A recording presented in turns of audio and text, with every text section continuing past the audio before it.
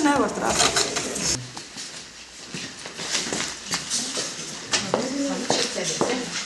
Es balsoju pret, jo tāda ir mana pārliecība. Un, teiksim, valodas zināšanas nekad nenāk par sliktu, bet man liekas, ja būs divas valodas, tad viņās runās abās tikai latvieši.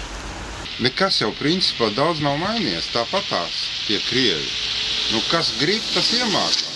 Tiem jauniem, kā saka, tā galviņa, bet citi jau, es esmu dzirdējis pat tādus gadījumus, ka brauc, piemēram, vilciens dīzels no Daugavpils.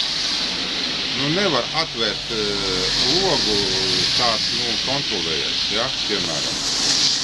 Vilcienā logus nevar atvērt, kad ir karsts. Viņi paprasa, kādam jaunam čalim, viņš saka, paprasa to pa krieviski. Tad atvērš, vai tas ir normāli?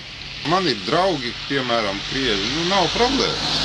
Mēs kopā sopējam, kopā strādājam, kā saka, nav problēmas tie, kas saprot, tie, kas ir, atvainojies, pasist uz vienu vietu, tā kā balsošana ir skaidra, pa ko ir jābalso. Tāpēc, ka man tas ir svarīgi nobalsot tā latviešu valodu, lai nebūtu otrā krievu valoda. Neskatoties uz šī brīža stāvokli, ja? Tieši tā. Nav jau tik traki, vienmēr būs trakāk.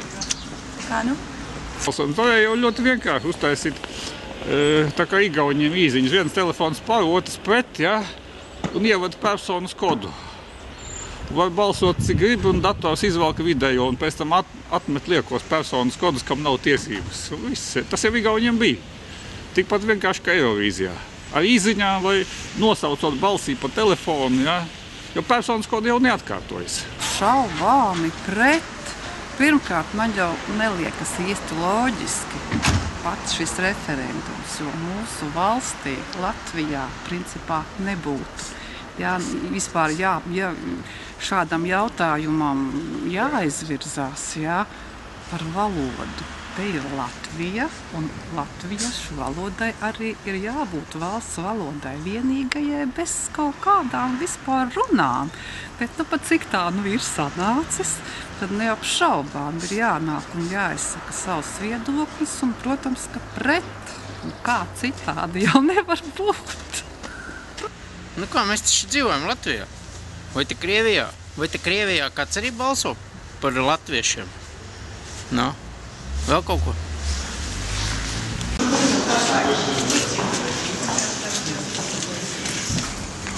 Saules mūžu Latvijai. Tā tam jābūt. Tas nav ko mainīt.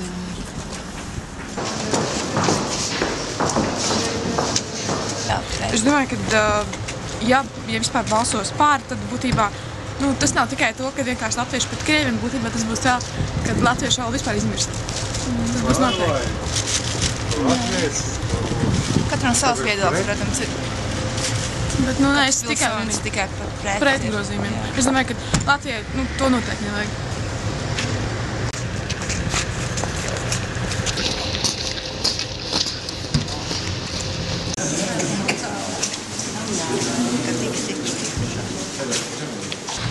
Nevajag mums divas valodas, pietiek ar Latviju.